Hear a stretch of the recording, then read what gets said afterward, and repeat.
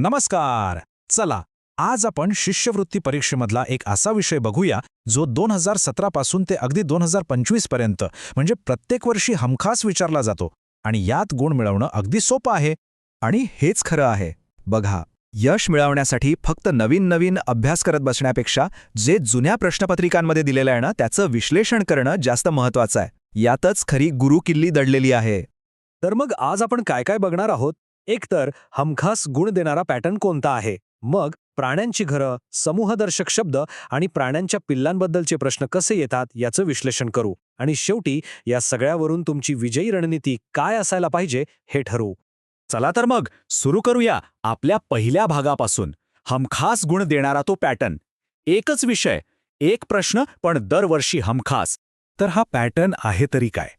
हे बघा, 2017 पासूनच्या सगळ्या प्रश्नपत्रिका पाहिल्या तर एक गोष्ट अगदी स्पष्ट दिसते. प्रश्न फक्त 3च प्रकारांवर येतो. एक, प्राण्यांची घरं म्हणजे घरदर्शक शब्द. दुसरं, समूहदर्शक शब्द.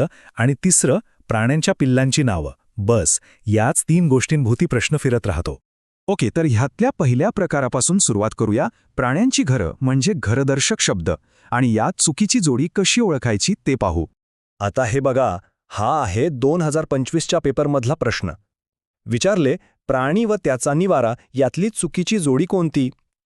पर्याय आहेत घोड्याचा तबेला, हत्तीचा पिलखाना, सिंहाची जाळी आणि पोपटाची ढोली. आता इथेच आपली कसोटी लागते. आपल्याला प्रत्येक प्राण्याचं घर नक्की माहीत पाहिजे. चला, याचं विश्लेषण करूया. घोड्याचा तबेला बरोबर आहे, हत्तीचा पिलखाना हे सुद्धा बरोबर, पोपटाची ढोली हेही बरोबर आहे. मग चुकलं कुठे? सिंहाची जाळी. अरे, सिंहाची जाळी नसते, सिंह गुहेत राहतो, जाळी तर कोळी विणतो. बरोबर, म्हणजे ही जोडी चुकीची आहे. किती सोपं आहे बघा. आणि म्हणूनच मी म्हणतो की प्रत्येक पर्यायाचं विश्लेषण महत्त्वाचं आहे. आता बघा, तबेल्याला पागा असंही म्हणतात. यावर आधी प्रश्न आलाय. फक्त सिंहच नाही तर वाढ आणि अस्वल ही गुहेतच राहतात. ससा आणि साप दोघेही बिळात राहतात आणि पोपाट ढोलीत राहतो. हेच उत्तर 2020च्या पेपरमध्ये सशासाठी चुकीचं म्हणून दिलं होतं. म्हणजे बघा, प्रश्न कसे एकमेकांशी जोडलेले आहेत. चला, आता पुढच्या पॅटर्नकडे जाऊया. वस्तूंच्या समूहांसाठी वापरले जाणारे शब्द म्हणजेच समूहदर्शक शब्द. हा 2021च्या पेपरमधला प्रश्न आहे. वाक्य दिलंय, मडक्यांची थप्पी लावली होती आणि विचारलंय की यातला चुकीचा भाग ओळखा. आता इथे आपलं लक्ष थप्पी या शब्दाकडे जायला हवं. विचार करा, मडक्यांसाठी थप्पी हा शब्द बरोबर आहे का? तर नाही. इथेच तर खरी गंमत आहे. मडक्यांची थप्पी नसते, मडक्यांची उतरंड असते. थप्पी हा शब्द आपण पोत्यांची, नोटांची किंवा वह्या पुस्तकांची लावतो. पण मातीच्या मडक्यांसाठी खास शब्द आहे उतरंड. हाच फरक लक्षात ठेवायचा आहे. आणि हे बघा, असेच प्रश्न आधीही आले आहेत. 2024मध्ये धान्याची रास विचारलं होतं, भाकरींची चळत, करवंदाची जाळी, पालेभाग्यांची जुडी, 2018मध्ये आंब्यांची अढी आणि 2017मध्ये सैनिकांचे पथक. म्हणजे हे शब्द जर आपण पाठ करून ठेवले तर गुण आपलेच आहेत. आणि आता येतोय यामधला सगळ्यात मोठा आणि नेहमीचा गोंधळ उडवणारा भाग, प्राण्यांची पिल्ले. इथे एका अक्षराने सुद्धा उत्तर चुकू शकतं. बघूया कसं. हा 2022चा प्रश्न. प्राणी आणि त्याचे पिल्लू यांची चुकीची जोडी ओळखायची आहे. पर्याय आहेत शेळीचे करडू, म्हशीचे कोकरू, घोड्याचे शिंगरू आणि हरणीचे पाडस. आता इथे जरा म्हैस आणि शेळीच्या पर्यायांकडे नीट बघा. काहीतरी गडबड वाटते का? हीच ती जोडी आहे जिथे सगळे फसतात, करडू आणि कोकरू.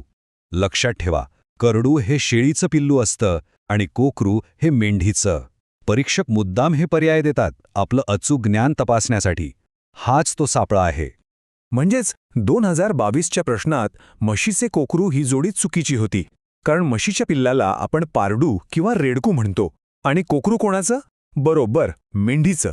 तर शेळीचं करडू आणि गाईचं वासरू हे तर आपल्याला माहीतच आहे. बरं, तर आपण हे सगळं विश्लेषण तर केलं, पण आता यावरून परीक्षेसाठी आपली रणनीती काय असली पाहिजे, कृती काय करायची? अगदी सोपी 3 टप्प्यांची रणनीती आहे. पहिलं, असे वारंवार येणारे विषय ओळखा. दुसरं, जुने प्रश्न फक्त सोडू नका, तर त्यातल्या प्रत्येक पर्यायाचं बरोबर आणि चूक दोन्हीचं विश्लेषण करा. आणि तिसरं, करडू कोकरूसारखे जे गोंधळात टाकणारे शब्द आहेत ना, त्यांच्यावर विशेष लक्ष द्या आणि ते पक्के करा. तर मग आता सांगा, या पद्धतीने जर अभ्यास केला तर तुम्ही तुमच्या परीक्षेत असा पॅटर्न ओळखू शकाल की नाही? नक्कीच. अशा प्रकारे सखोल विश्लेषण केलं की परीक्षेतले हे हमखास गुण मिळवण्यापासून आपल्याला कोणीही रोखू शकत नाही आणि हाच आत्मविश्वास आपल्याला यशापर्यंत घेऊन जाईल.